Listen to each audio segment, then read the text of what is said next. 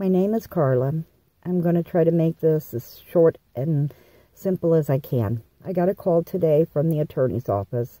They'll be mailing me back all the materials because it's hard for them to prove of the neglect with the fact that my mother was dehydrated and died from dehydration because of it.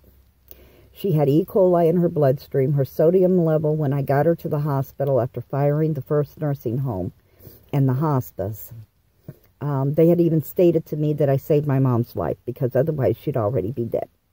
She was being tortured with not being given anything to eat or drink. Her mouth was so dry that her mouth bled if you tried to give her water. Got her to the hospital. They saved her, but there was more further damage to her brain. She suffered from dementia. And I'm trying to stay on track here.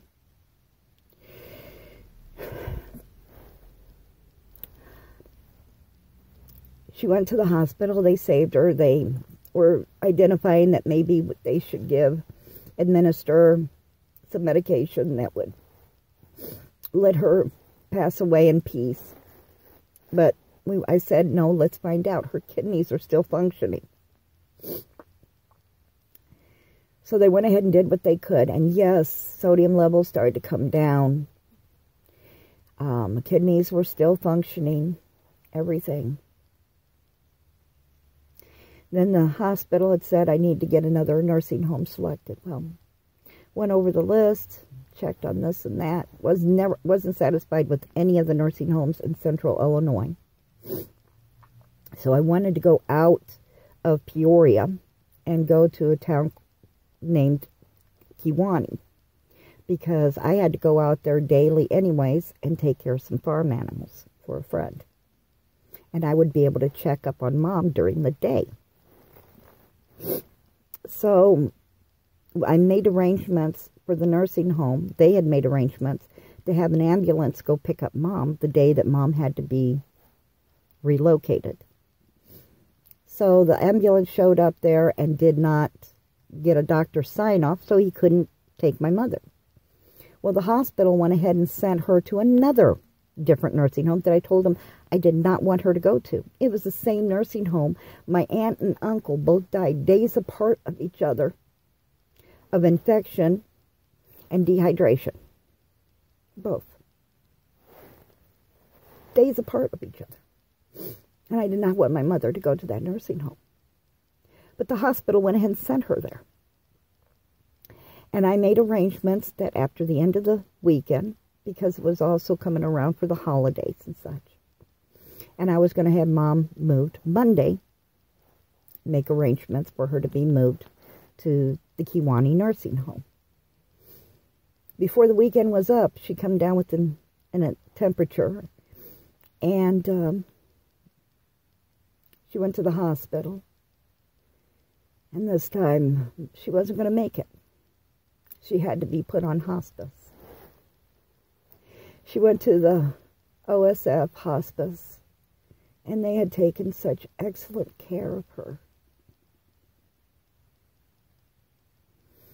And she passed away a couple of days later.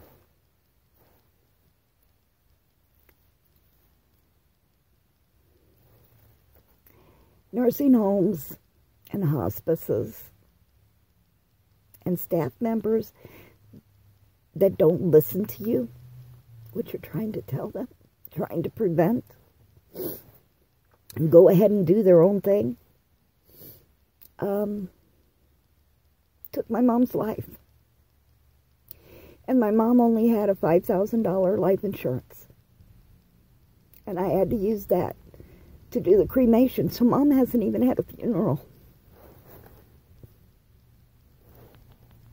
And I got to go through a storage house that I'm about to lose February 20th because I don't have the money to pay for the back taxes that I agreed to try to find the will.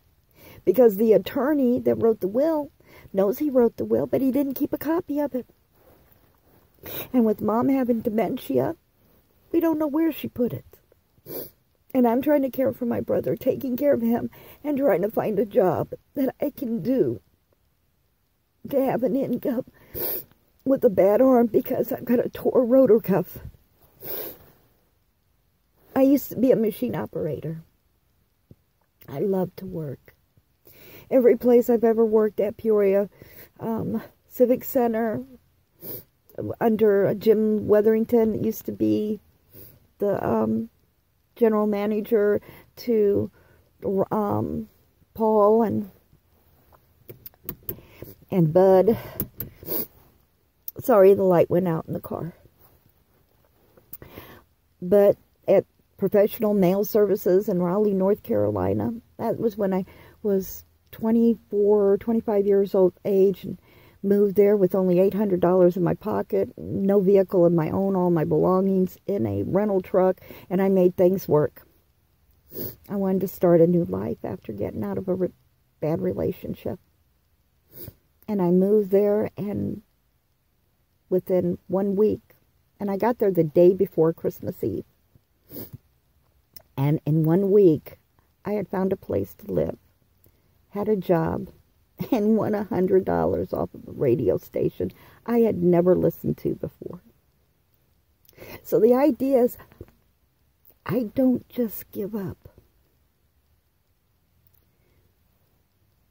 I work with what I have.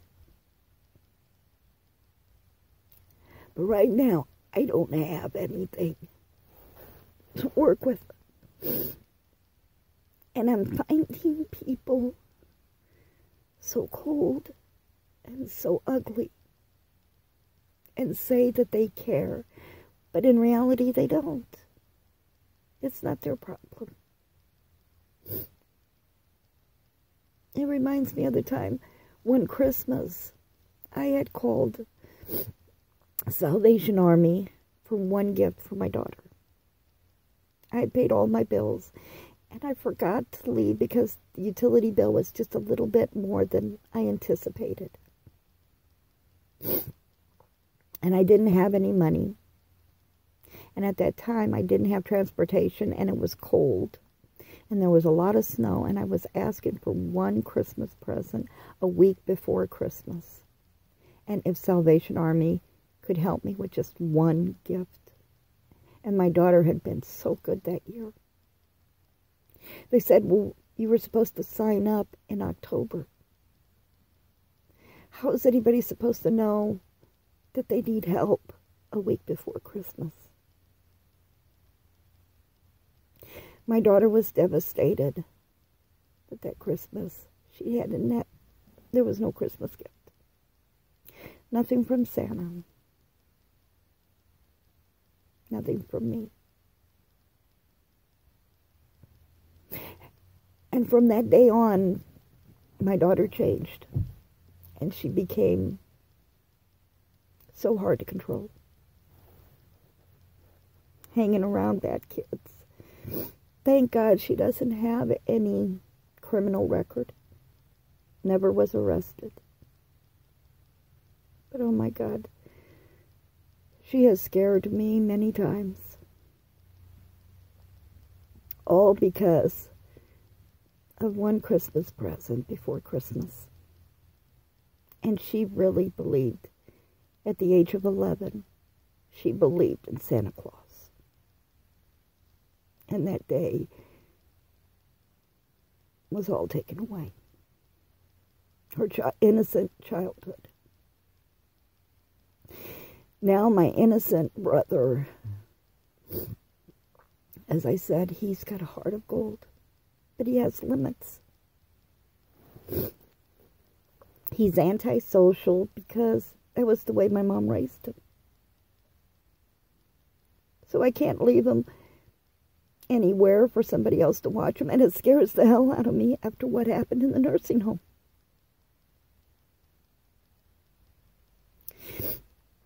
If there's anybody that sees this video that cares, please message me.